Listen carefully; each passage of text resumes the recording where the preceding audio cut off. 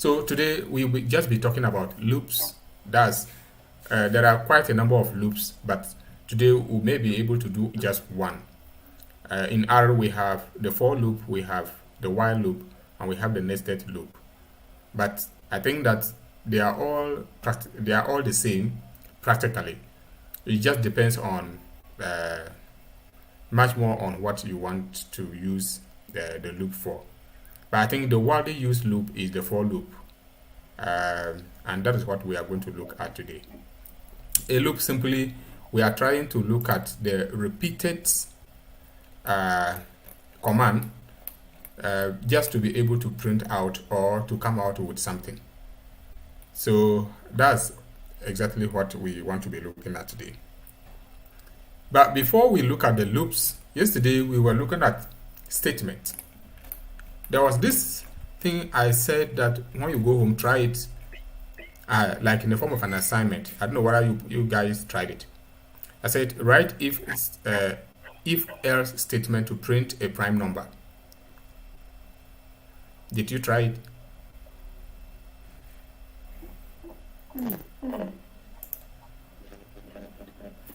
If you didn't try, I will see add another assignment to it today. So what that will mean is that you will be piling up the assignment until you have done them. You know, when you don't do small, if you don't solve small problems, they grow up to a bigger one. When the assignment because by the end of the day, we should be able to now pick. We have only one topic left, and we will go into real work. The real work is now we have the data, and we are now going straight to analyze the data or to build a model from it. So the other things we'll be doing will be statistics. We'll be looking at statistics in R. We'll be looking at model building in R and all those things. So these ones are petty assignments. Let's try our hands on them. By now, if you know what a prime number is, then you should know the algorithm. You just set your vector, and then you will say that, okay, are you going to multiply something, and if the result is that it's a prime number, are you going to divide it by a certain number, and if the result is this, it is a prime number? Just find out what prime number is, and then find out what algorithm will you write so that it will let you know that the number is a prime number. Then you put the algorithm there. For instance, if you have 7, if I divide 7 by, let's say, 2, and I don't have a remainder, maybe I could say that maybe 7 is this. Or if I divide 7 by, or if I'm looking for the factors of 7, I should be able to come out with something. And that will let me know that, well, if it has 1 and itself, then it's possibly a prime number. I don't know what prime number is. You just check on the listen. All right, so that was the assignment. Try your possible best, and then just put your hands on it. So, and that was it. The statement, we were able to look at else, what the if statement, if else statement, and else if statement. So in other places, the people call it decision making. It's the same thing as statement. Other topics, if you read our books, they will say that some will call it decision making, but they are the same. So today, let's quickly look at what loops are. A loop, like you are trying, like I'm saying, for loop is like a loop is simply like you are looking for just one child in a classroom, and you are saying that when you find that child, then do A, B, C, D to the child. Maybe give him an award or something. So for, let's say, a student in this class, so the class is the set, and then the student is the item. So we are looking for a student in a class, and if we have found that particular student, then what do? We come out with series of activities that we want to do to the child. We can either give the child an award, we can teach the child, we can examine the child, we can send the child, or we can even ask the child to do something for us. So what we normally say is that for an item in a list of items, That's what I'm trying to. So the catch word here is the item. In a list, the list is the group. So do something. After you have found that, then do something to the item and then return whatever that item is. So the return here, some use print. If it were in Python, we will maybe using. So some will say print. Then you print out what that particular item is. That's basically for loops. We will combine a lot of things to be able to effect whatever we are going to do here. So I'm giving my first example is if I have a range of numbers 1 up to 4 and I want to print the square of each of them, I can just say write a simple code to be able to do that. And you see how I have written it is quite simple. I'm saying that for I in 1 is to 4, then print I square. That's all. So I am looking for an item in a group of items, and I'm saying that when you find that item, print the square of that item. That's the basic way to understand it. So if I run it, let me clear my console completely. So if I run it, you see that it's going to print I square of all of them. I could give another example, for instance, and say for, let's say for, and then the syntax is once you use for, the word for, because it's an inbuilt function, I don't know what you are talking about. I know you are talking about for loop. So when you use for, the next syntax is it must follow with a bracket opened. Inside this bracket, that is where you are going to come out with what you are looking for. Unlike in the statement, here we are looking for something within something. So we indicate what is that thing that we are looking for. So we say for, let's say, a Mac. Let's say for a Mac, hey, in, and immediately you bring in, the color changes. R also knows what you are talking about. In is an inbuilt function.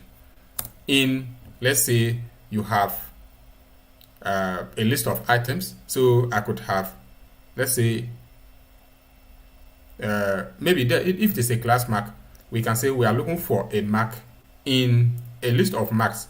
So you have to come out with that list of Macs. We are doing this step by step. 20 is to, let's say, 30. Then that's the first part. So when we have found that particular Mac, we are looking for this particular Mac, which is the item, in this group of Macs from 20 to 30. When we have found that particular item, then we come and then open up these braces. Then write whatever that we want to do with the item. Then we can now say maybe print, alright, the Mac. So when we do that, it's going to print all the Macs that we are talking about. So you see that when you go to your console, it's going to print all of them from 20 up to 30. If you wanted to do anything with the Mac, if you wanted to add a mathematical formula to it, you could have said print a Mac, let's say divided by 2. Print a Mac. Okay, let me leave that, copy it, and then add other things to it. So what about if you wanted to, I just put it here. So in this place, let's say you wanted to say that when you find the Mac, square it. So I could just say, and then to say a square or to raise to the power something, you just press your shift and 6. You will see this arrow pointing up. Then if it is raised to the power 2, then you say raised to the power 2. And then when you do that, then you come and run the entire block, and then that you see that all the values are going to be doubled. And then you can see them around here. Now, let's say that you wanted to, you could actually add what I already have the codes down there, so I'm not going to waste a lot of your time today. So let's say that if you wanted to also add, let's say, perform a mathematical operation, like I said, this is the first part. I'm saying that you could say I square. So if I come here, I could have also said maybe mark divided by, maybe the marks you have given, it was an average. So it's 20, but you wanted to reduce it to 30%. Let me leave it here and ask this question. So you are given a class and everybody is supposed to score, and then you are marking everything over, let's say 30. But you want to convert that 30 into 10%. How do you do that? This one is purely maths. It's purely mathematics. You want to convert 30 into 10%.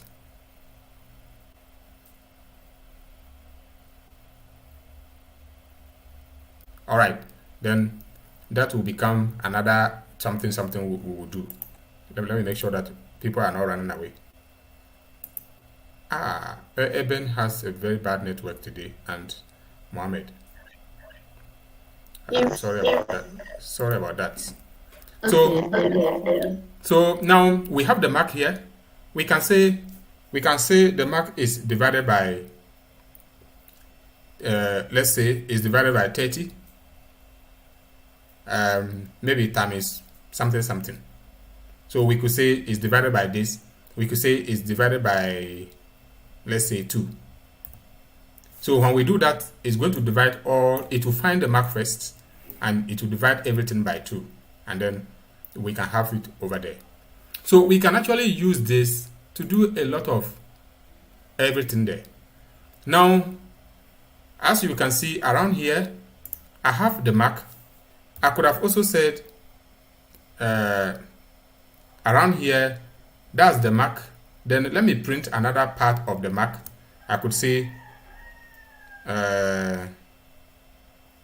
so we have mark divided by 2. And then we could have another part, the mark, let's say modulus 2. So the modulus 2 we could say like this. And then, but you notice that in this case we are now looking for more than one item. So Paulina, what do you think we can do here to be able to print this? Because if I run this, it's not going to print. It prints only one and ignores the others. It prints only the first parts. It doesn't print the second and then the third. Where do you think we're getting it wrong?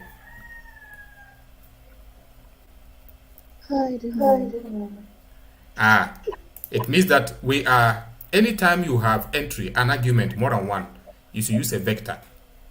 So we should have said here C, and then come here, come and close the other parts. In R, when you open 2 brackets on the left, you have to close 2 at the other side. So when we do that, now let's come and then you see that when we now do that, it prints them in a data array. Sorry, in the form of a data frame. As you can see everything around here. So it will print more than one of them. It's like, let me check to see if the gentlemen are back. Eben, he is completely off. So that's one part of it. The other parts that I want us to quickly look at. Okay, but now that we have up to this point, do you understand the whole syntax about loops? Like for loop, you just have a set of what is it? A set of numbers or a set of items, and you want to print those items. So you just print all those items. I have not tried this, but I'm going to try it and see if it will work. For instance, if I want to list, let's say characters. For instance, I have, let's say I could say for, and then immediately you say for. Let me see whose microphone is on. Okay, it's okay now. So immediately you say for, then I could say for a letter in for a letter in let's say letters. Okay, for a letter in letters. Okay, so we have given the condition, so we are looking for some set of letters from what is it this particular function called letters. So we will say print letter.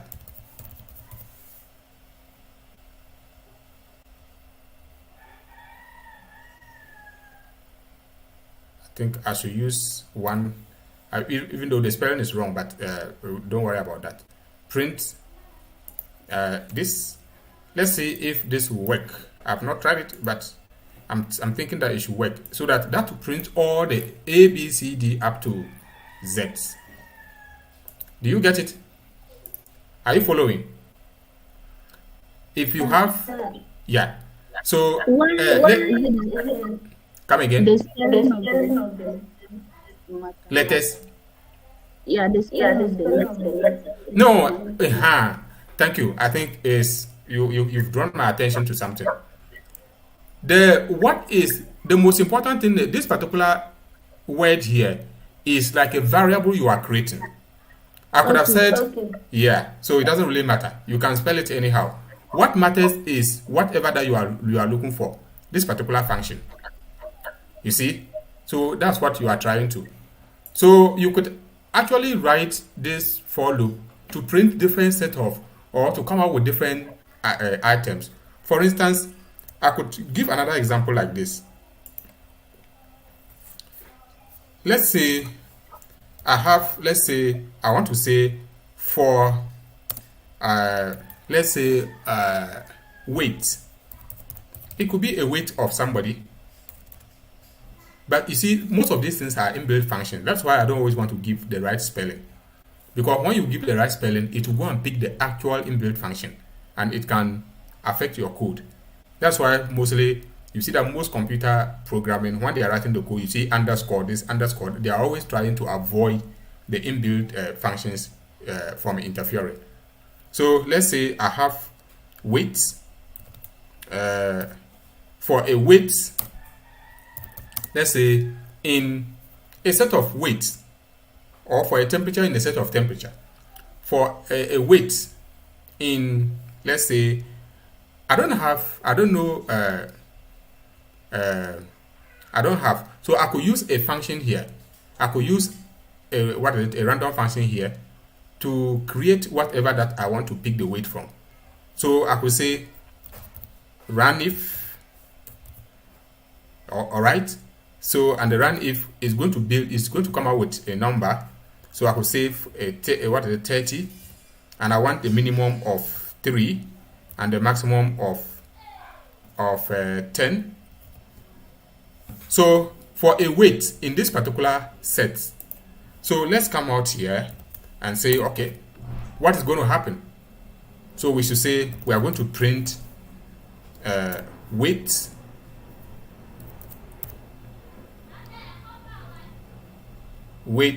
okay.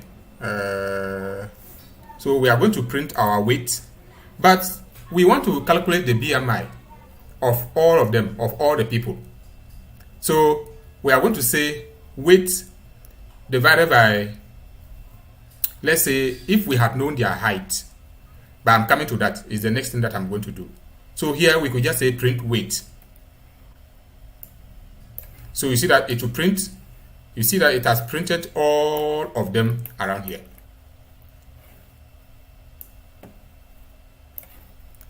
So that is basically the idea of for loop. In this particular case, I am using, yes, Please, the run if those yeah, three numbers there. What do they yeah, mean? yeah. The 30 means create 30 variables, a minimum of 3 and a maximum of 10. So they are going to create some numbers, random numbers, up to 30 of them. But the minimum one should be 3, the maximum one should be 10 at random. So that's what run if function does. Just like the way we're using sample, pnum, and whatsoever. Now you've given yourself a question. Now I want you to also write a for loop to print the temperatures of 10 people using sample, just use any of the random sampling techniques. Instead of using run if, you could use sample, and you know how to put in the variables for sample to be able to get the data. And then you pick the temperature from there and print it out, and let's see. Are you following? Please, what's the question? Right? I'm saying that I want you to write a for loop. I want to use a for loop to print different temperatures of 10 people. Of 10 people from a random function. You are going to use a random function to create the set of the temperatures. Just like the way I explained earlier, you have weight in, so you will say temperature in, maybe let's say you now bring the sets where you're going to select the temperature from, and then you are now going to create that particular set using any of the random number creation functions in R. And I'm saying you could use the run if, you could use pnum, you could use rnum, you could use sampling, any of them. There are quite a number of them. Okay. Yeah. Hello. Yes. Yeah, about the temperature. How many did you say we should print? 10. 10. 10. Yes. Okay. All right. So this time I'll add time. So 2 minutes. The next one, the time will be like 1 minute.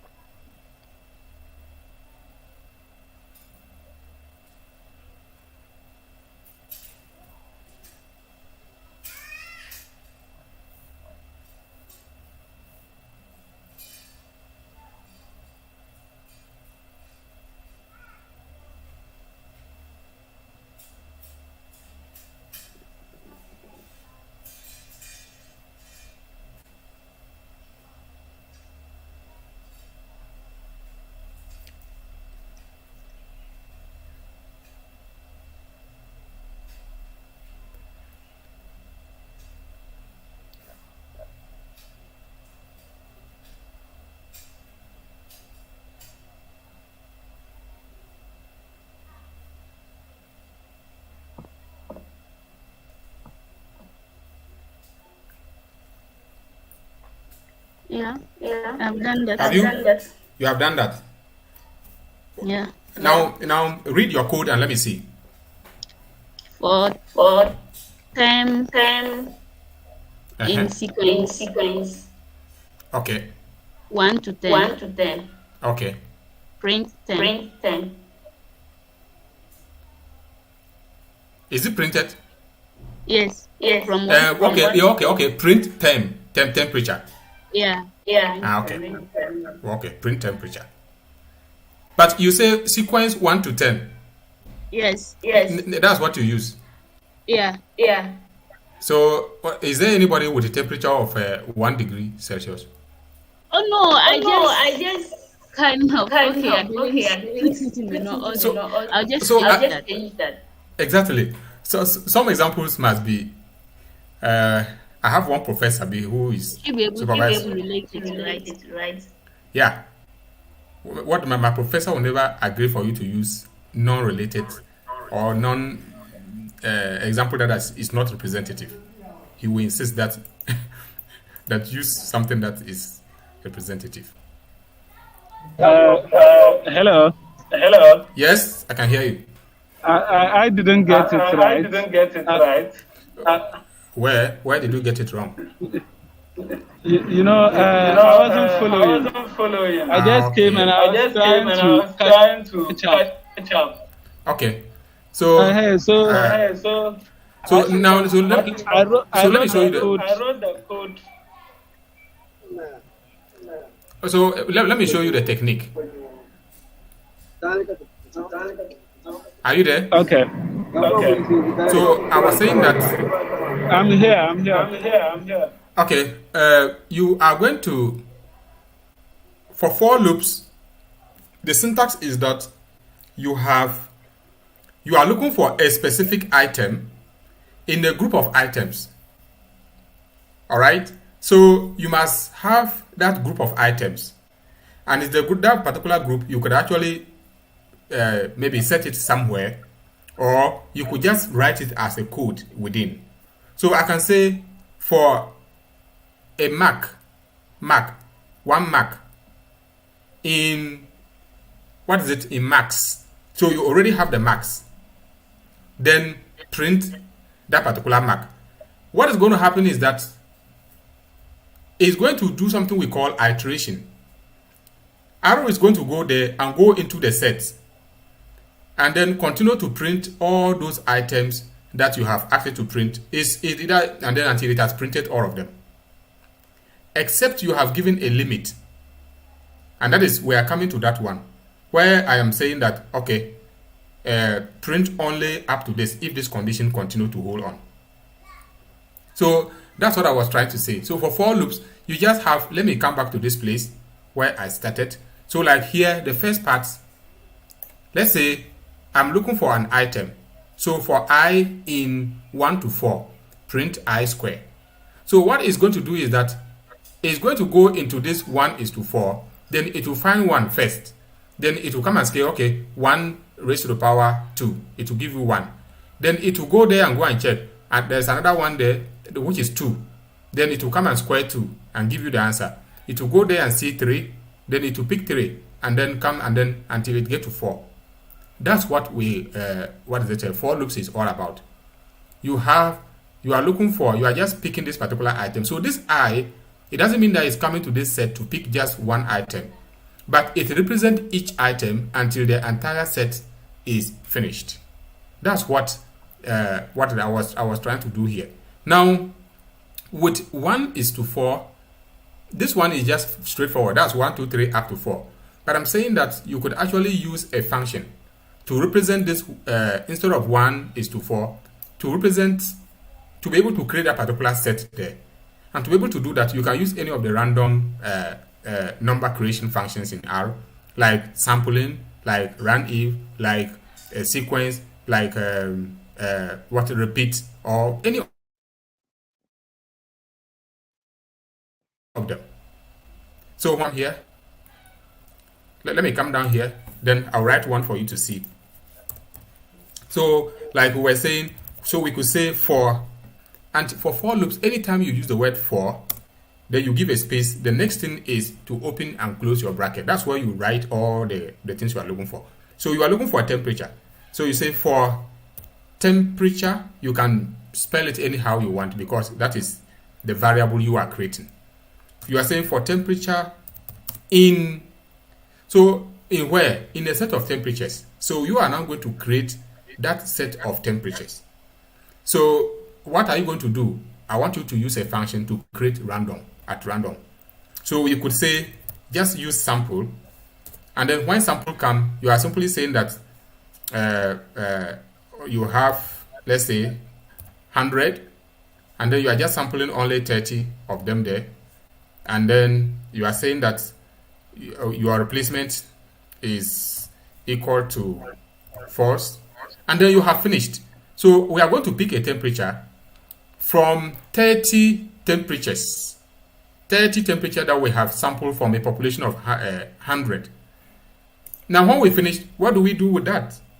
That's the interesting part. You now come and open your braces, then you enter.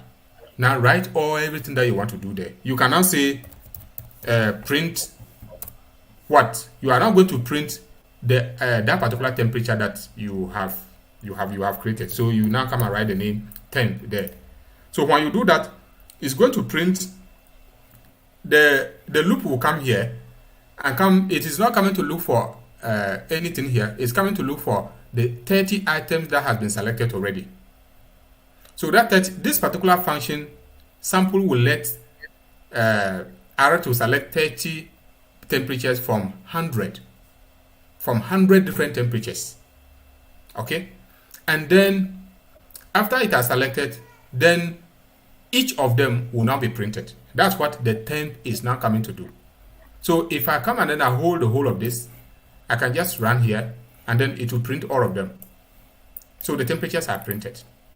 So in your case, you didn't need to do 30 here. You should have done 10 because you are just looking for only 10 items. So you could have just highlighted this and come and run. So it will print only the 10 temperatures you are looking for. And you can see them here. So that's how for loops work. It's just, you are just going to pick each item at a time from a group of items and perform any operation on it. You pick an item at a time, you come and do whatever you want, you go and pick the same item, come and do whatever you want, you go and pick until you have exhausted picking all of them. And that's how it is. Okay, Thank you very much. All right. Have we run it? So what do you have now? I use the run if function. Okay. And I for time in run if Okay. a sample size of 10. Okay. Minimum value of 38. A minimum value of 37. Okay. And a maximum value of 38. Yeah. So you see that you had a point, this. That's realistic. Yeah. That's a realistic way to represent it. Yeah. That was a great way to do it. You see. So what is it? I like that. Let's try and use realistic examples. They are very, very useful because later on you will need them. Okay. So now let's look at another way of other ways of also doing this particular loops. Now you can actually create this particular parts where we are using this random something to create. We could actually create it separately and then give it a variable name, and then we can now come and then refer to it. For instance, you could create two variables. Let's say you have a weight of people. I'm not going to allow that. So it's going to be weight, and then we are going to use our vector to create the different weights. Okay. So maybe because I am kind of like in a hurry, I could use. That's why I like using these random functions. So I want to create 10 different weights with a minimum of 40. Hey, are there people who are 40 kilogram? Paulina, what is your weight? 52, 55. Hey, then it means I'm heavy because I'm 66.4. So, and then a maximum of, I don't think any of us here is past 70 kilogram. Mohammed, are you past 70? I am even less than yours. My weight is less than yours. Oh, okay. then let me leave it here. Let me leave it here. What is good. So we are creating a weight of, let's say, 10 people, minimum of 50, maximum of 70 kilogram. So we can run that, and that runs properly. Now let's come and create their heights. the height of them, and then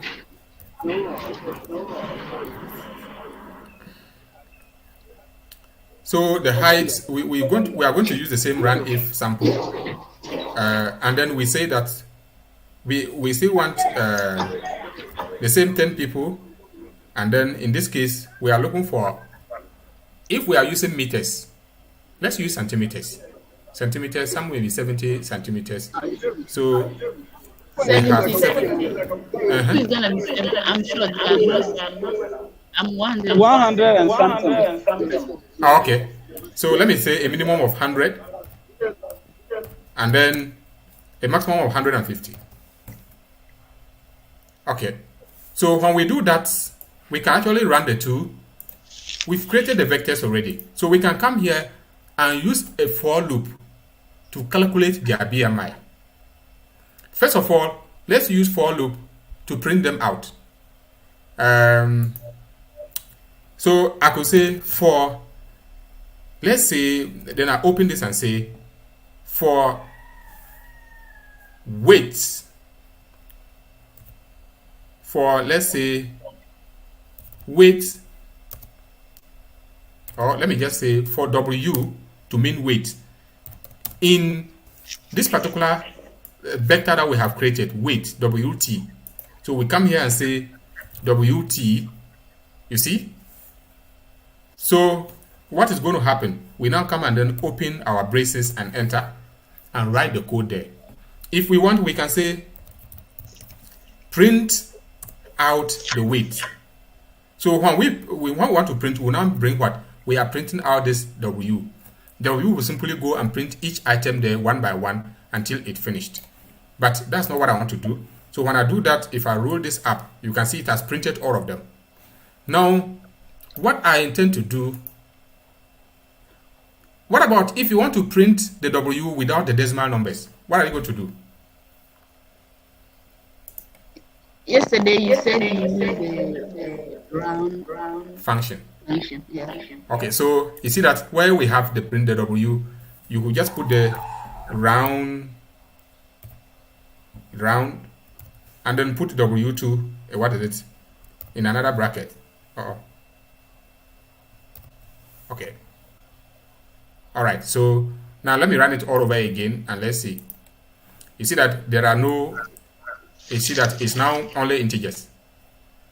Great. Sometimes when you look at a code, it can be frightening, but they are not actually too difficult. They are just small techniques. Go and join here, before you realize the whole thing is up there. It's up there. So now I have printed the weight, but we could have actually, done something about the weight.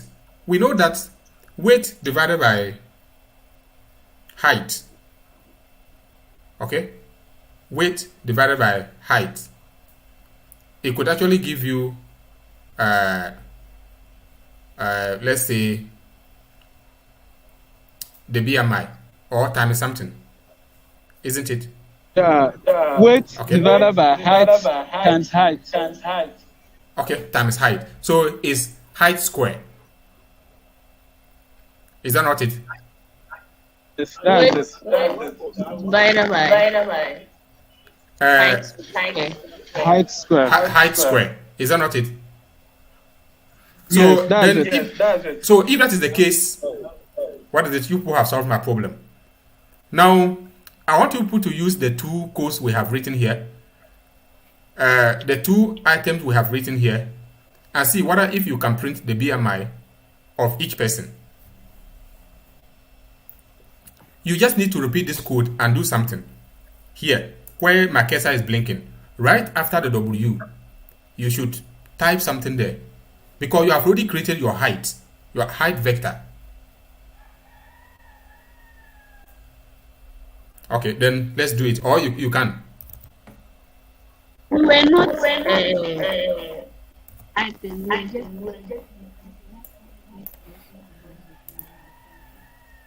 Because when I'm typing one, Come again.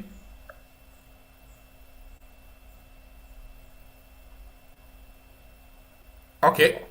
So what I'm trying to do it, and then okay, there's something here that I need to do. I could actually say ht ht raised to the power 2 times this. Let me do this and see if that will work. Yep. Have you noticed? But what has happened here is not the correct way to do it, because it has rather done, it picks one item from the height, come and do another one and do. But that's not what I wanted. I wanted each item here to be divided by each item here, and then in that order. So there's a way of representing that, but I'll come to that. I'll come to that quite pretty soon. So let me leave it at this point, and then we go to the other point. So the point I was trying to make here is that you could actually create your vectors already, and then you can use your for loop to refer to them, and then you will still be able to print your for loop. Now the other point I needed to emphasize here is that you could actually have your for loop, and instead of just printing one number, you can actually add some mathematical modification, and then it can print the number. I think I've already illustrated that. Now you could also say something like this: for max in C is equal to this, then print max square, then it will square everything there. So I have scores. You see, this is why I'm using the modulus. Then it will print it. I have quite a number of examples here that you can. I think I have done this one. So you have scores from 11 to 16. So you are now saying that you want to find an item in those scores, and then we print first of all the raw scores, then we square it, and then we say 1 by 8. So when we do that, we are going to print like a data frame, and so you can see that it is down here. Now, using this particular example, I want you to use the temperatures that we have created. I think I've passed that place around here, and also see whether if you can print the weight plus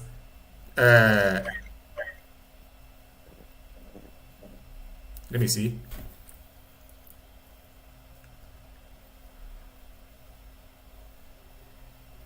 I wanted you to use it to be able to print the other 3 sets like the way I have printed here. So well, it's not a difficult thing. Anytime you want to print your items in more than one different set, you just use the combine function. So instead of printing I, you are going to print I, comma, print again I square, and then print again I divided by 8. And in that case, what is it? You'll be able to print all of them. So now, let's come to another part of it. So let's say I have volumes of people, or volumes of something. So I've created the vector called, or a variable called volumes. I have 1.2 or something into it. So we just say for volume in volumes, all right, print 2 times volume square, and then it's going to print it for me. I think we've done these examples. Now let me now come here and explain the other way of also doing something we call assignment. When you have done your, when I'm writing, it makes the, let's say I've already created a volume here on top there, and that's the vector around here. So if I say for, let's say volume, let's say I have volumes, So it's going to go into those volumes. Then if I come out, I do like this. You see, when I open these braces, I can do almost everything that I want there. I can now say mass I can now say mass. I'm going to calculate mass now, but I can now say that mass is equal to, let's say I am putting up something. So you are still putting up some kind of formulas down until when you finish, you print the last formula. So from here, let's say mass is equal to 2.3, you say times the item that you have here, that particular item, times the volume. You can square it if you want, times the volume square. That's going to give you mass. If you enter again, you can give another algorithm. And let's say you want to find out the pounds. So pounds is always IB. The pounds of the weights, or sorry, of the mass that you have. It doesn't really have to be the same spelling. So you are also going to give that a calculation. It's a mathematical calculation. So you are not going to say this mass that I have already calculated within the block. I can now say that mass times 2. And then I am going to pack the whole of that one into the pounds per mass. And now when I finished, I can now say print the last part, this particular one, the pounds underscore mass. So when I do this, it's going to do a lot of mathematical calculation and print all of them for me, as you see them down here. So all I need to do, let's say I was having the volume of so many, I could go and add the volumes, let's say 3 again, 4, and then 1.8, and then 6, and then 3. Oh, sorry, I wasn't adding comma. Okay. When you do that, you have to run the volume again. So to replace. So now when you do that, if I come here and then I decide to run, it's going to print all the volumes or all the pounds of all the people there. Okay. So sometimes the question you will get is, a volume is given to you and you are expected to calculate or to convert that particular volume into pounds. You should know that you first of all need to calculate the mass of each item, and then after that you can calculate the pounds from the mass. And you know that mass is equal to 2.3 times volume square. So you have to find out a volume of each of this, and that's where for loops come in. So you come and say for volume in volumes, okay, then it means I am selecting each item in the volumes at a time. And when I select that particular each item, what am I going to do? You open your braces and then come there and say mass. You're now going to calculate your mass first. So you give the mass as a variable and say that that will be equal to 2 times the volume here which is an item. So it's going to pick each of them and calculate. It's iteration. It will go over and over. It will come and pick 1, calculate, pick 2, calculate, pick the 3, 1, pick the other 3, pick 4 in that order. So it has done those calculations and packed everything into MSS. Now when you finished, you now want to convert the MSS or the mass into pounds. So you have to also create a variable for pounds. And now you know that pounds is the same thing as mass times 2. So you now say mass times 2 and pack it into pounds. And now come and print your pounds. Then that will simply print the pounds for you. I hope we are following what I am saying. Yes. So great. If I wanted to bring the corresponding pounds and mass, will I have to use the C, like the concatenate, and then write IP, mass, and then nonce? If you wanted to print, Both mass and IVS mass, so that I'll know that, oh, this is the mass and this is the pound. This is mass, okay, this is I pound. get your question. I get your question. Uh, you would, that one, it won't work because these are variables and they have different algorithms. You see that if you don't calculate this mass first, you can't Yeah. calculate pounds. You see, you can only use the concatenate to print if the one of the variables is not a dependent on the other variable. So in this case, until the mass is calculated, the pounds cannot be calculated, and that's why you have to do them separately. Now, having seen this,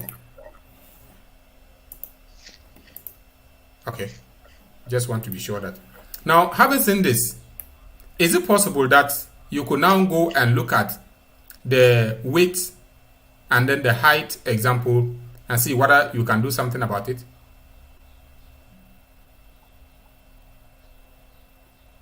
Do something like, Okay, now let me leave it. Let me leave it and then we'll continue. What is it? We'll get to a place when I explain, you will see clearly how we are going to be able to do that. But I want you to do this right now so that when you are typing, no, you won't be bored. So I want you to create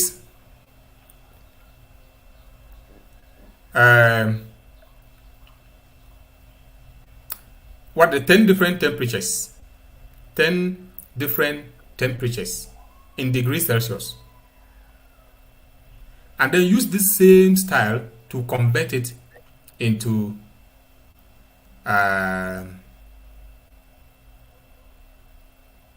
what is it? Is it Fahrenheit or?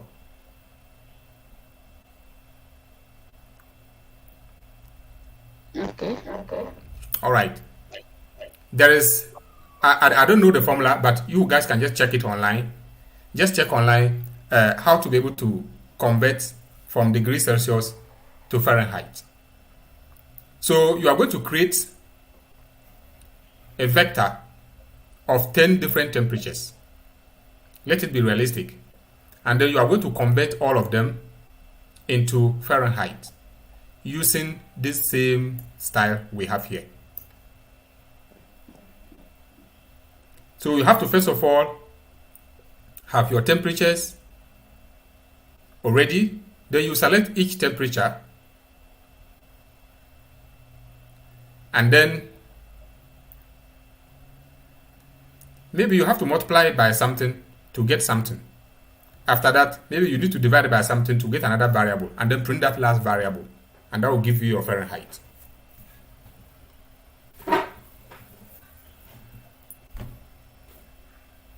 Is it all right? I personally don't know how, but I can just check to see if you want to convert from. I can see the formula.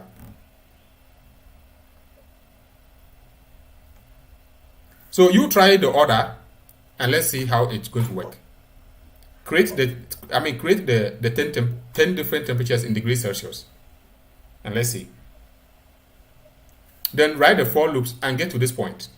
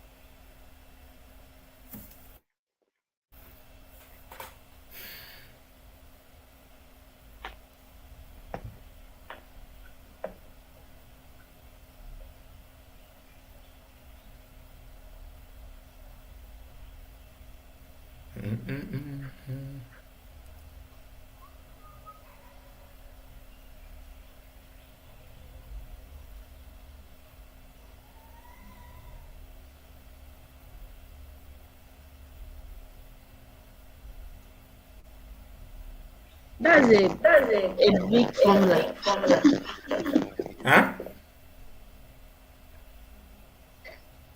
Huh? Is it a big formula?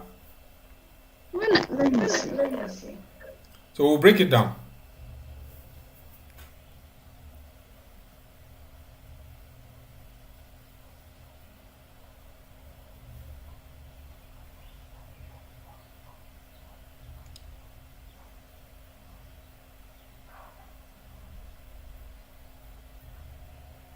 Okay, we have to multiply the temperature in degrees Celsius by 2.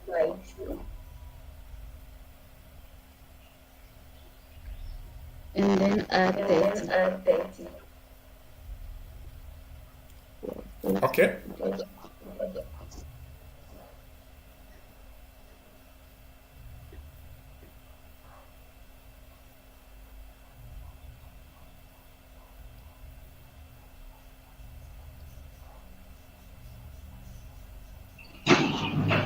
Hello.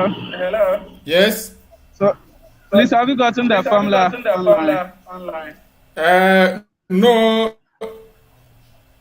Okay, 32 degrees. Come again. I think you multiply by 9/5, right? Okay. So You multiply by 9/5. let's say I have No, 25 degrees. no.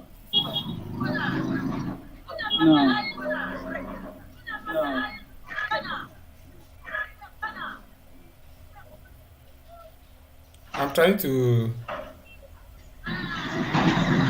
If I get the if I get the formula there, I can represent it on a code. Formula man, yeah. Yeah, but it's going to help us to.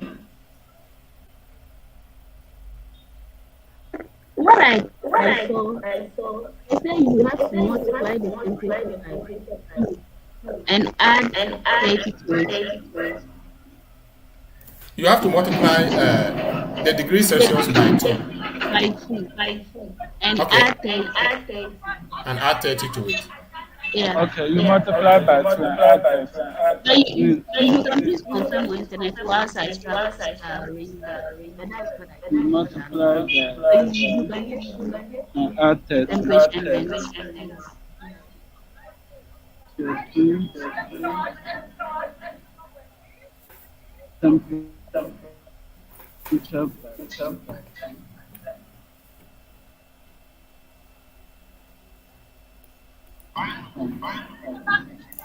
So what is it? Let's see. So I have degrees Celsius. please, I can't see the other ones. But I was looking at your this thing. Okay. Where were we? Here. Yeah. I was here. Okay. So I'm trying to. Okay, let me create.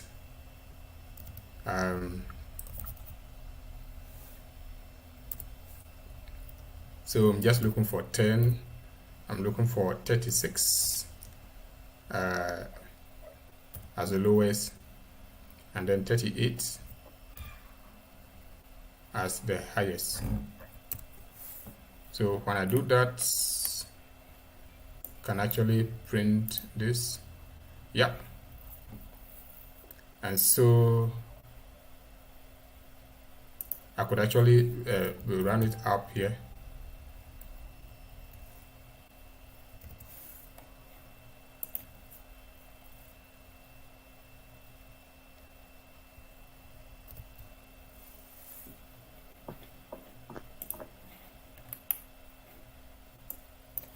Yeah. But what they've given me is crazy. So now if I have, I say, for Okay. For, let's say,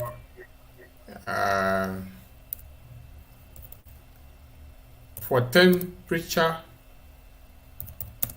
in, let's say, degrees Celsius, that's my,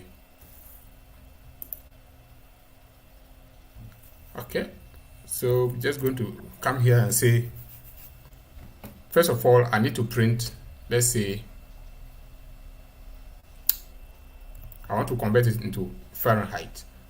So I'm going to say, let's say Fahrenheit will be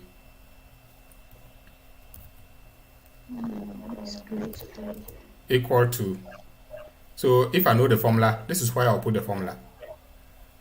And then the formula, if the formula, let's say, is equal to the degree, if it is the degree Celsius, somebody was saying that you divide it by 2 or you multiply by 2 and add 30.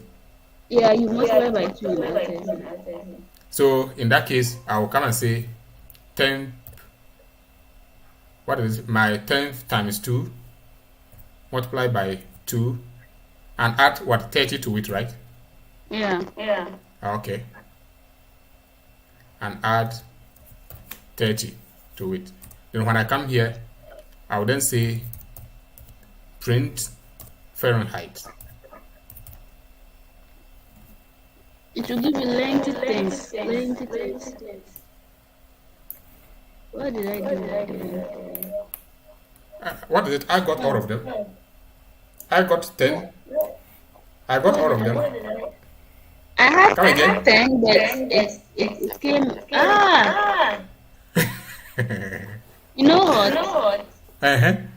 I didn't run, but not and with that, Uh-huh.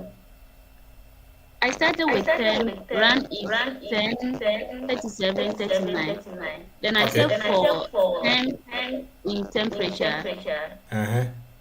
Vary 1 because that was what I started. Assigned to temperature by 2 plus 30. Oh, you like long process. You just okay, but I understand because the first part I had to do it twice, but I don't really know how to. I don't want to go on Google right now to just check. But if I check, I think that the formula will be there. But it's just this one. The purpose is to let all of us know that this is the way this gentleman is quiet. Is he might be off. I said it.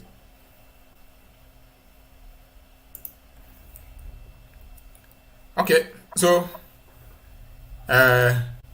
what about if we wanted to convert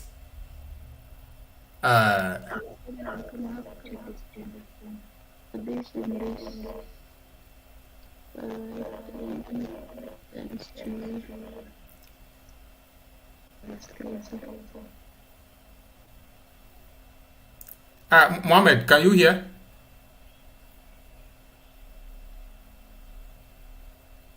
Can hear you. Great. So now we've seen how. So now we've seen how to do this. I beg you guys. Now let's move on. Let's do this one, this very last one, and let's go. I want you to write a for loop to convert. I don't know what my problem is. Why? Let's get where the problem is and solve it before. I'm getting 106. Like I'm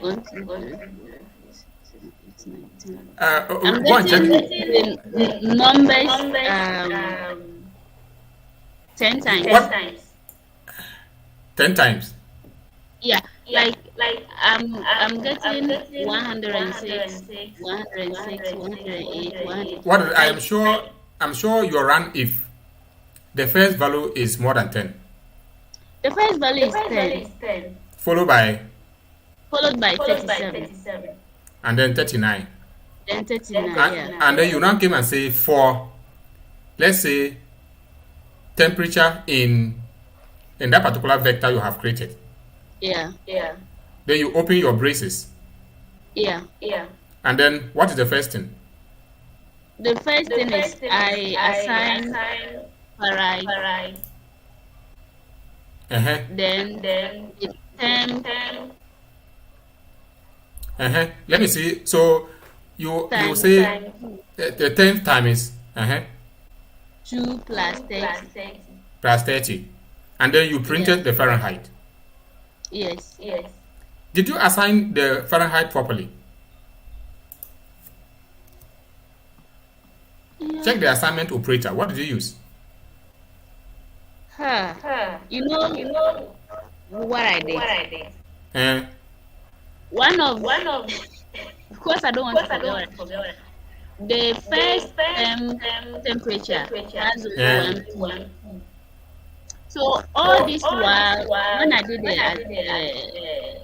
the vector, I yeah. used double P. So I was not using the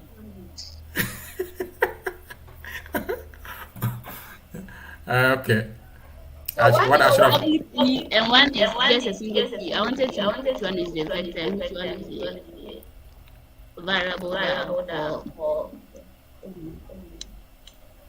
So have you gotten it? Yeah. When I Great. added the one. Okay, then great.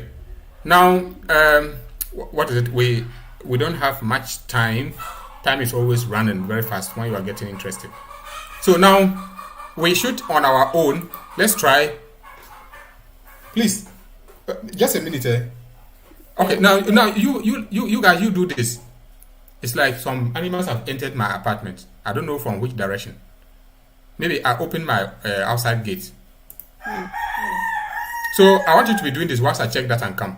Uh, I mean, create a vector of, let's say, different distances and what is it in miles, and convert them to kilometers, and then print them out and let's see. Okay. Let's say 10 different distances. Kumasi Accra, Kumasi Bolga, Kumasi this. So you don't have to mention those ones. You just say, you just assume that the first one distance is, let's say, 100 miles, maybe 50 miles, and then you write a for loop to convert all of them to kilometers, or from kilometers to miles, any of them. You should know that 1.6 kilometers make a mile. So I'm coming. Just do that quickly. 2 minutes will be okay.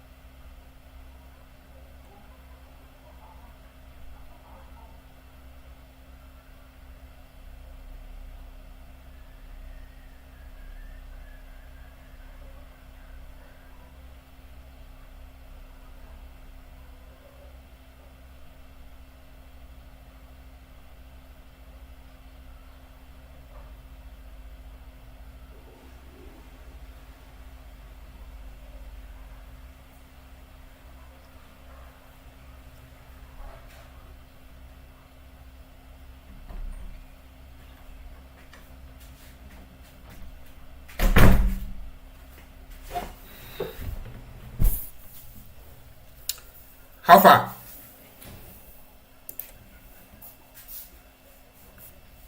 Are you there?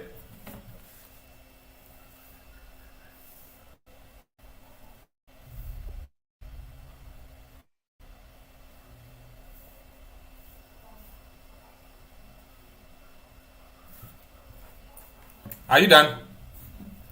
Let me see. Great. We are not done We are yet. all We are on we it. are We well. are not done yet. We are on it. You don't pass 2 minutes.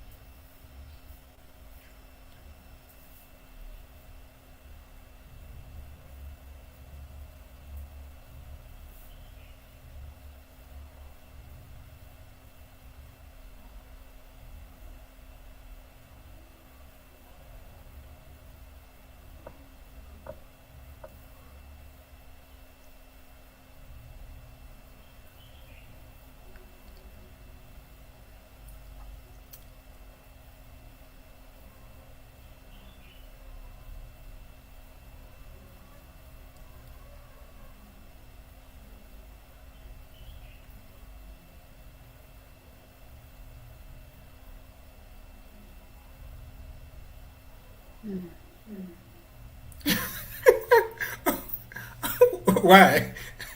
Just wonder you brief like this.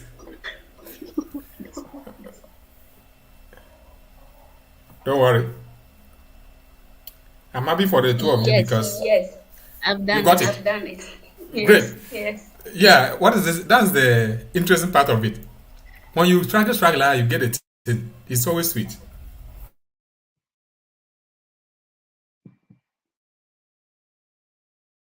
It's always sweet. Very soon we'll go to data visualization. Data visualization. You are able to use your data and see it in clear terms, change it into an image. It's so nice. You can see it clearly and interpret it. It's so nice.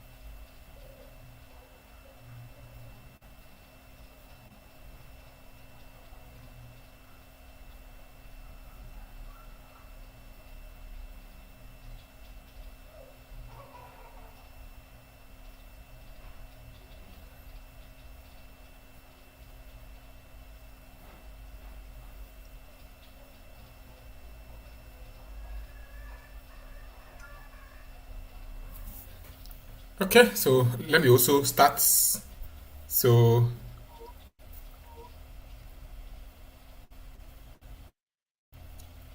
So for me, I'm not going to create a vector. I'm just going to write the code straight away.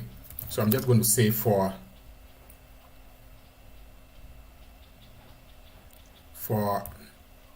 okay, for a kilometer in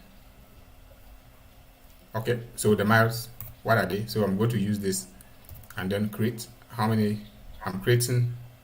Um, uh, this particular function. So I just want different. So I just want 10 different distances.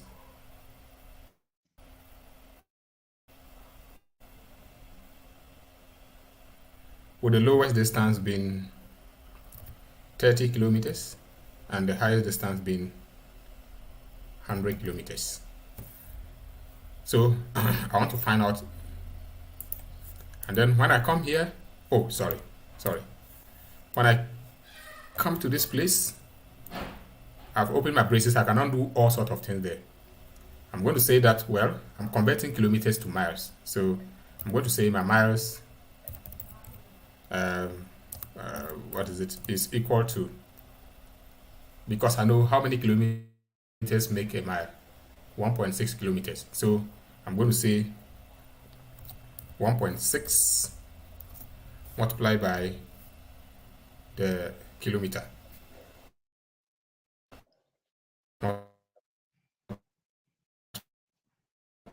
multiplied by KL. I don't know what. That's all. So when I do that quickly, it prints all of them for me. It has converted all of them. Did you get that? No, I wasn't watching. I was trying to. Right. I want to ask, I was just saying that. Go ahead. what name is given to the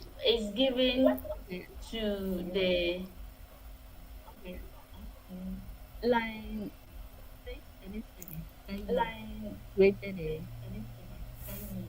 Line 6, line line 3, 3 line 3, 7. 7 I can't hear that part. line 377. 377. Yeah. So that's the declaration. You declare a variable, or So you create a variable, or you create a vector. the DC The is DC, called variable, right? the variable, yes, Okay. followed by The assignment operator. the That term funny is symbol there. what? Then the whole of the right hand side, the tenth. Yeah. Is that one Come again. what will you call that one? Is that one variable? What will you call that one? That's the item. That's the item. That's the item that you are looking. Yes, it can be any item. Okay. It can be a mark, it can be kilometer, it can be distance, it can be anything. That's the item. You give it your own name. And then this is the list. The list that you want to find out this particular item from that list. Okay. Then whole of this is your statement. The whole of where the braces are is where your command is. So in ordinary language, they say what to do with the item. So you are finding items and you've opened your brace. What do I do? That's where you write your command. And the last part is to return. The return or print. Okay. So are we good to go? Okay. Okay. All right.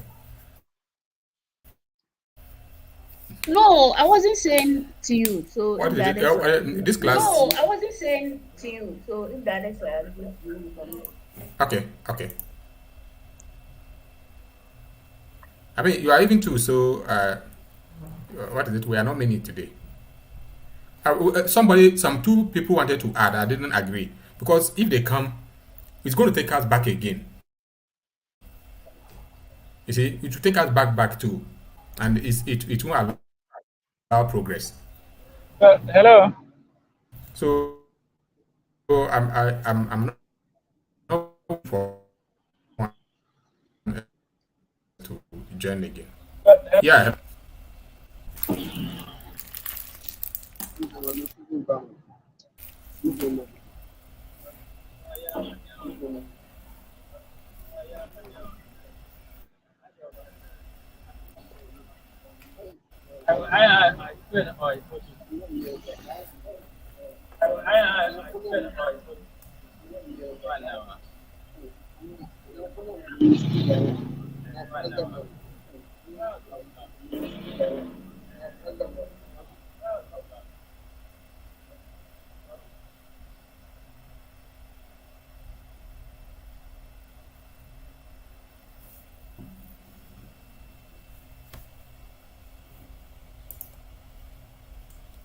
Can we go? Can we go ahead? Yes, Yeah. we can. Great. So now, of all that we have done here, you notice that we have not been. We just look at the values. There's nothing we can do to it. in R, when you print values, you can only just watch it. The highest you can do is to come here, highlight all of them, and copy. But that's not that. I mean, that's not it's not scientific. There should be a way to store it, to store the data, right? We should have a way to be able to store it. So now, in storing the data, let me begin this way. I have this code here. I'm just going to cut it from here. All right, let me leave it there. Let me leave it there. So let's say that of the codes that we have written. So I have, let's say, I've created a variable, and then I decided that I want that particular variable, I want to do something with that variable. So if I want to print that variable, I should be able to keep it in a particular place, and then later on, if I want, I can now have it as a data. I can do something with it. So here, if I run the whole of this code, it's also a for loop. It runs all right, but you don't see any value until you come to write, you come to print the variable x. So that's what we call storage. You store whatever value that you have created. So I want us to go back to some of the codes that we have printed already and see how we can store the values. We can store those values. So instead of wasting time going back, let me explain how we are able to store values. One way to do that is to say that if I have, okay, let's say I have, let's say for let's say for kilometer in, well, I have not created any vector yet. So for kilometer in, let's say I just have this one. For kilometer in, let's say I have 20 variables of a minimum of 3 and a maximum of, let's say, 30. Or maximum of 10, no problem. Then I just want to, let's say, make sure that I create and I can store the data. I can store those values and use them later. Because what we have been doing, we just print and say it, but we cannot store it. We have to learn how to store whatever that we have printed as a data. So now, if I have to do this, then I will come and say, for a kilometer in this and this particular vector, instead of me saying print this, I simply have to create a vector and say, what is it? Miles. And then but that particular miles, I want to bring out this curly bracket. This particular curly bracket is an index. It's an index to let you store whatever information that you are having there. So the index uses the item that you are looking for, because we are looking for a kilometer in the whole of this set of data. So when we come to this particular item or this particular index, we'll write kilometer inside, and then we now say or put this particular assignment operator and come and put whatever algorithm that we wanted. So maybe this was the algorithm we wanted to say that we have 1.6, because we are converting to miles. 1.6 times the kilo, what is it? The kilometers.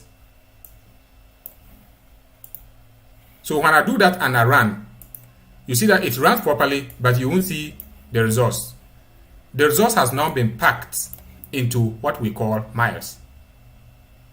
So if I now want to see the results, it is packed inside here called miles. Now, when you run miles, it will print everything for you. Have you noticed it? Yeah. Yeah. Yes. Let me explain that code again. Instead of whatever that you are going to use, instead of the print, you don't use the print. You don't use the print function over there if you want to store it. Print simply means that bring out the output on screen for me to see. We have several ways of bringing output in IT. We can use print, we can use cut, and then we can also store it and then run it later. So for here, we are looking for kilometers in a set of miles. And then this particular run, if you already know that that's the data set, that's the list of the kilometers we are looking for. And there are about 20 of them there. So from that particular 20, we want to convert them into miles. But we are saying that when we convert them into miles, we should assign that to the miles as a variable. So we'll bring miles there, but we have to bring an index. If you don't do that, R will not know what this is all about.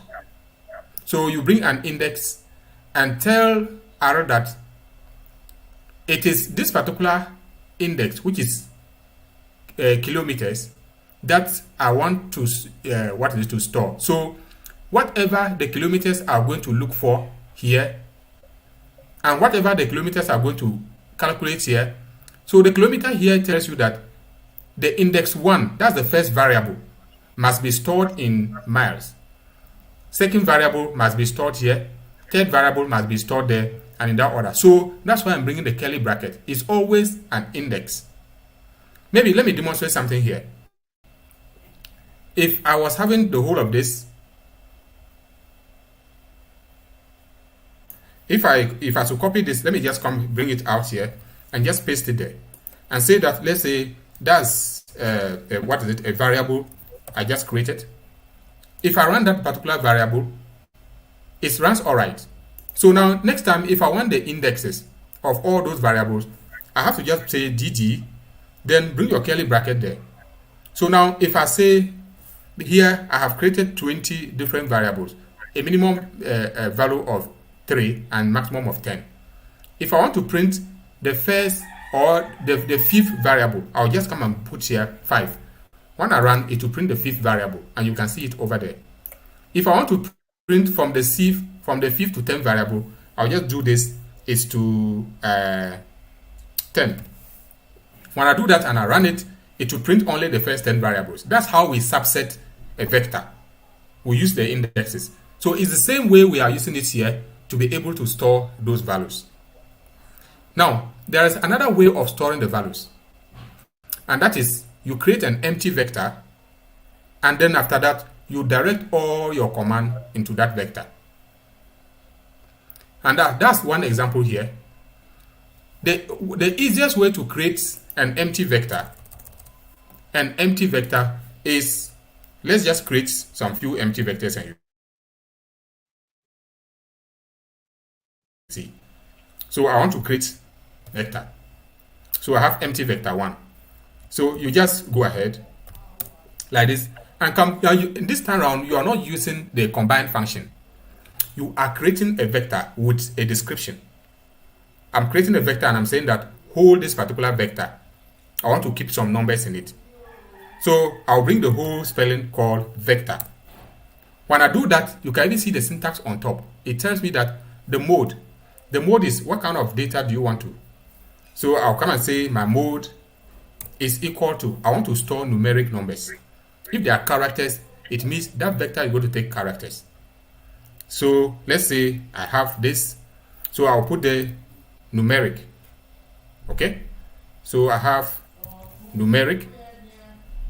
Then when I finished, I have to let R also know the length.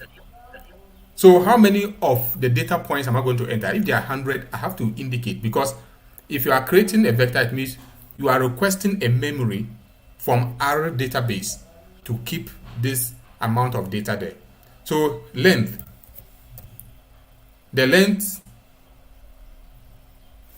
The length, you can either say 3, 4, 5, 6, but mostly we always say the length should depend on another vector that you have set. Let's say I was having a vector of volumes, like the volume we created first.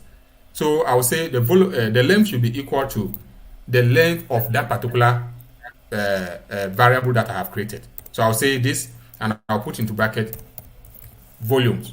So which means that I already have a vector sitting somewhere called volumes, and I'm saying that the length should depend on the length of that volume. So each time I increase the number of entries in that volume or in that particular set, it will not affect this. But when I put a numerical strength here, 6, it means I cannot go beyond that. So that's why mostly we do this. So now when I create the empty vector is now sitting there. I cannot use it to do, when I run my for loop, I can pack all my results into that empty vector.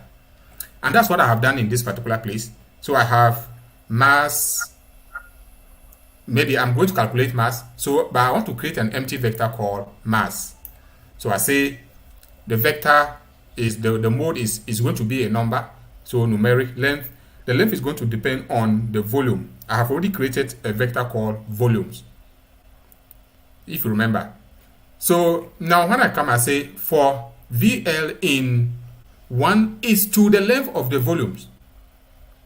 This is another way of saying that VL in volumes is the same. If you don't want to say this, you can say for this particular item in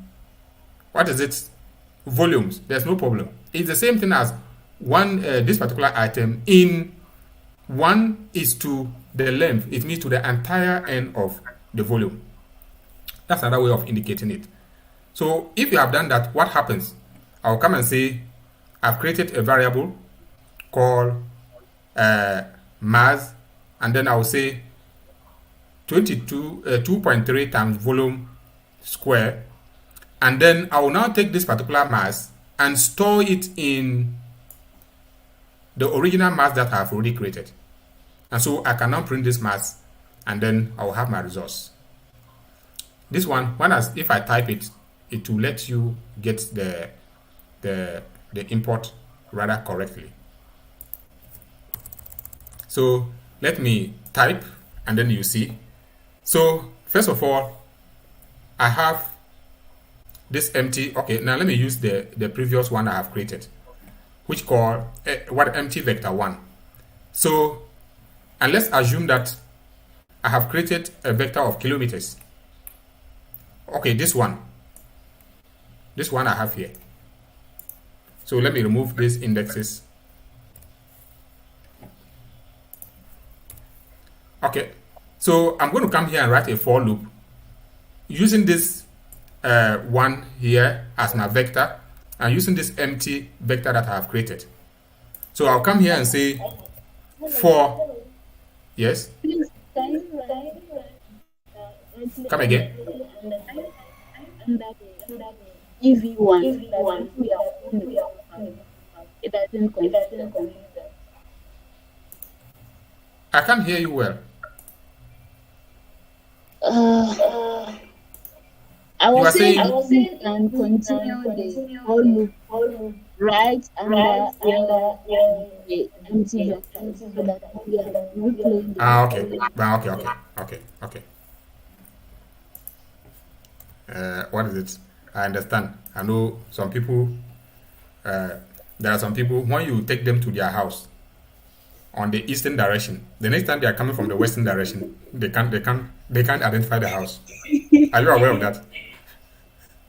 There's a name for that in science. Okay, so let's say we want to say for.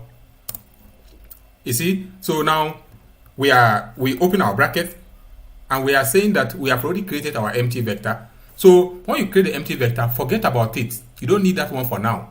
All you need is this. For, let's say, so in this case, we are looking for a kilometer. So in this, so let's say, so we're looking for kilometers in that particular what is it, vector that we have created, which is dd, is here. So one way to do it, we can just say in dd. That's all. If we don't also want, we can say from 1 is to the length of what? dd. We are simply saying that we want the entire up to the end of the length of this particular vector is the same. So after we have had that, we have put this particular kilo there, then we now come and say that we want to enter there and do some mathematics. We have found that particular item. What are we going to do? We are going to say that we want to calculate the miles. So I'm going to say okay, now the miles, let me spell it a different way because I've already. So we are going to say we are calculating the miles, and we are saying miles, all right, is equal, what is it? We are assigning miles is equal to, we are going to calculate it. So we say it is 1.6 times the kilometers. So the kilometer, the kilo is the item here in the for loop, which we are finding in this particular list. So we do this, and when we do, we have finished with that one. But we want to pack the results of the mile into the empty vector that we created. But there's a mistake I am making. I've seen it, but let me finish and show you where the mistake is coming from. So we now come there and say we now assign the mile to the empty vector called EV1. So I'll now say EV1. But in this case, the EV1 that we are going to calculate,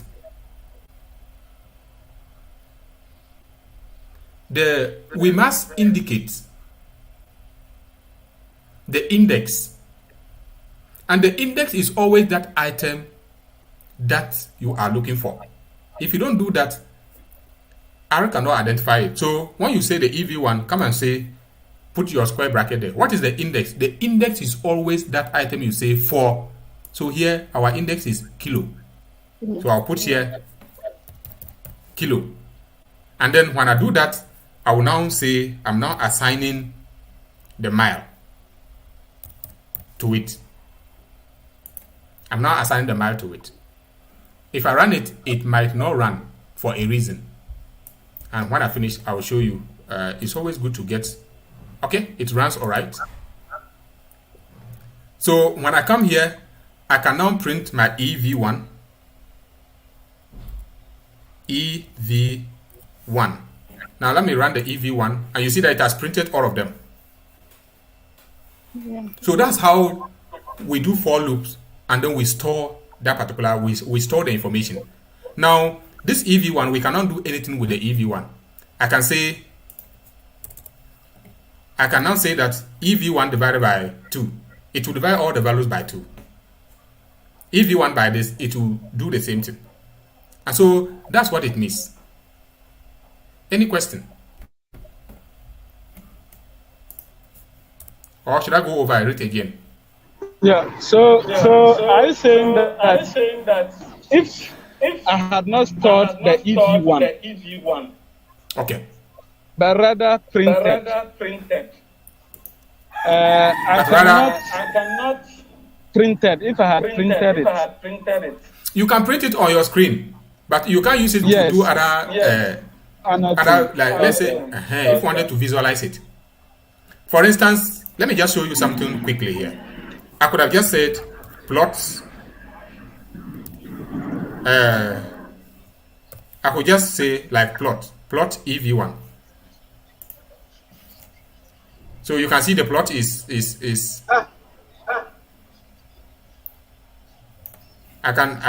me run it again. The margins were too small. Yeah, you see that they are saying that the margins are too small to display the graph. Can you see it? Yeah. Yes. So, but in the first ones, as we were doing, you could not do this because you don't have the data printed outside sitting somewhere where you can now attach other functions to it. Even though that can be done, that is the reason why it's always good when you write your for loop, you print your data out. Your data, you have to find a way to store the data for later use. If not, what is the point having your for loop? And so what you normally have to do first of all is to create your empty vector. Just take note of this. Create your empty vector using this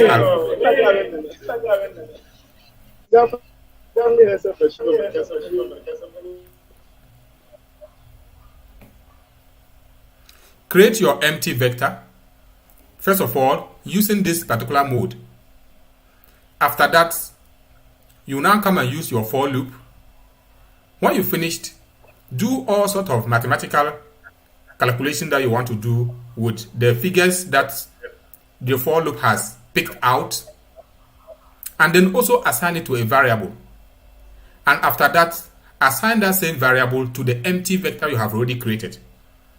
But to be able to assign that and it will work, you have to attach an index to the empty vector. And the index is always that item that you are looking for. If not, it will not be able to identify. So our index here is the kilo we are looking for.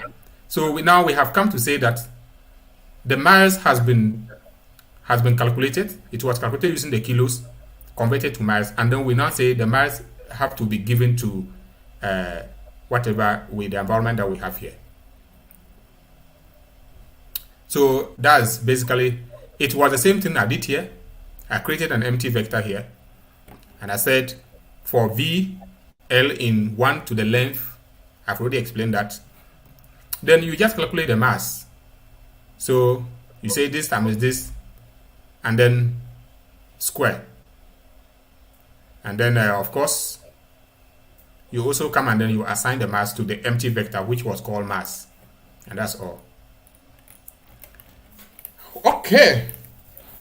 It's like we just finished at the appropriate time. What I would want you to do is look at what we have done here, this particular one, and then repeat this for numerals, for characters. So in that case, what you are going to do is you are going to create an empty vector, but the mode you are going to put here characters instead of numerals. You could have also put the factors. Any other thing remains the same. Now when you come here, you could have said for a letter in, then you know the function for creating letters. Then letters, then you come and say, well, print the letters to this particular empty vector using the index function. And that's all. It will say print it, all right, and store it. It will say store it. This what, so what is it? Try it, and then if you're not getting it, my WhatsApp number is there. Just what does it tell me? But it's not any big thing. You just have for a letter in this place, you don't have to put 1 is to this. You just put the letters in capital letters. Open your braces and come here. You don't need any, you can't do any mathematical operation on letters. So all you just need is to come and focus on this last line. And that's all. So on this last line, you will say the empty vector, put the index, and then come and put the same thing here. Remember, we put this mile because we calculated something and packed everything into the mile. That's why we brought mile. But if the mile was not there, we would have used the same index and come and put it there. And that's all. We would have printed the same thing. But here, some calculation has been done. For letters, you can't do any calculation. You just come and then.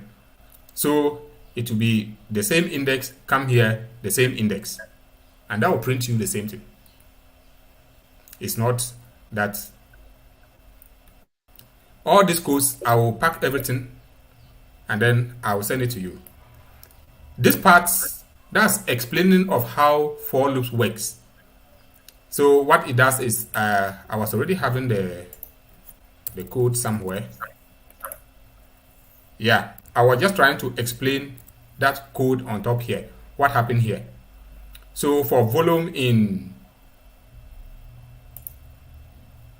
this and this and this and this, then you have finished. Then you print your mass.